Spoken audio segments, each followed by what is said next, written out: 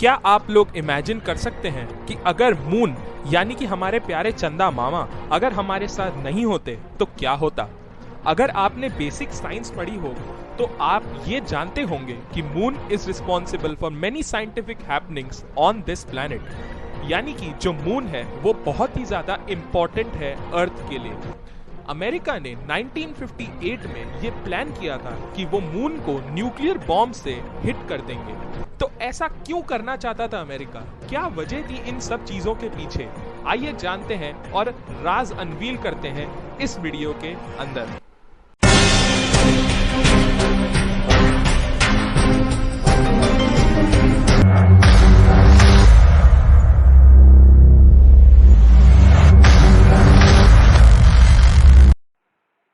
तो दोस्तों, हमारी कहानी की शुरुआत होती है साल 1958 में। एक बात गौर करने वाली है यहाँ दोस्तों कि ये plan first ever moon landing के भी पहले का है। 1958 में यूएस और रशिया के बीच कोल्ड वॉर चल रहा था और दोनों ही कंट्री एक दूसरे को नीचा दिखाने की पूरी कोशिश करते थे। अब आप अगर ये समझना चाहते हैं कि कोल्ड वॉर क्या होता है तो गूगल इसको कुछ इस तरह डिफाइन करता है। The Cold War is a term commonly used to refer to a period of geopolitical tension between the United States and the Soviet Union. Basically, आप मोटा मोटा ये समझ सकते हैं कि जैसे एक राजा दूसरे राजा को अपनी स्ट्रेंथ दिखाता है, अपनी शक्ति का प्रदर्शन करता है, वैसे ही ये वॉर पावर दिखाने की थी। पहला रीजन जो यूएस ने दिया था वो ये था कि सोवियत यूनियन ने स्पुतनिक को लॉन्च किया था इन द ईयर 1957। अब क्योंकि साइंस फील्ड में रशिया काफी आगे निकल चुका था, इस डिस्कवरी के बाद यूएसए अपनी लीड वापस पाने के लिए कुछ करना चाहता था।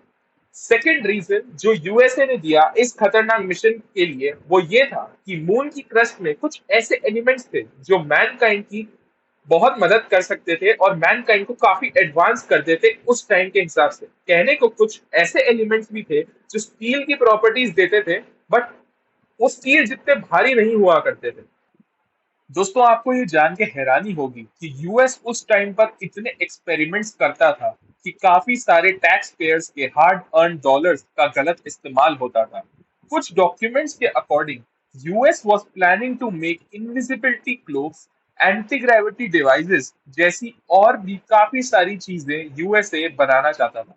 अब कुछ लोग यहाँ ऐसा बोलेंगे कि यूएस तो ये सही कर रहा था और इसके कुछ पॉजिटिव्स भी थे।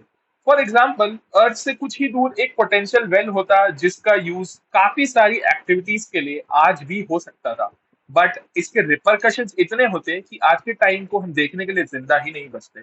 According to a military study, it would take somewhere in the range of 10 billion and 10 trillion megatons of TNT to cause the moon to leave its orbit.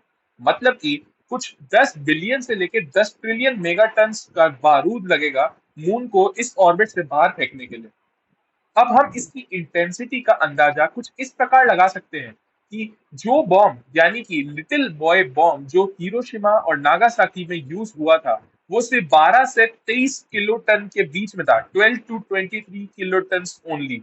और आज की डेट में हम सबको पता है कि how big was that explosion, और आज के टाइम भी लोगों को उसके कॉन्सिक्वेंसेस फेस करने पड़ रहे हैं। तो आइए जानते हैं कि अगर ये एक्सप्लोरेशन किसी भी तरह हो जाता तो अर्थ पर यानी कि हम लोगों पर क्या इफेक्ट आता। क्योंकि मून का एटमॉस्फेयर नहीं है, ये रेडियो एक्टिव पार्टिकल्स जो इस न्यूक्लियर ब्लास्ट में निकलते ये ऑल ओवर स्पेस में फैल जाते and earth being the closest, earth पर भी बहुत सारा नुकसान हो सकता था। इतनी ही नहीं, जो लोग अर्थ पर इस ब्लास्ट को देख रहे होते वो इमीडिएटली ब्लाइंड हो जाते या they would have died. Space travellers in the spaceships and satellites would die immediately too. तो यानी कि ये एक्सप्लोजन बहुत ही ज्यादा डेडली प्रूव हो सकता था for all the people who are living in that. Would be all for this video. I hope you liked it. Guys, I'm planning to bring more such videos in future. 5 minutes के videos में काफी informative content I'm planning to bring in the future. So if you guys are interested in the same, please like, share and subscribe. And see you guys in the next video. Thanks for watching.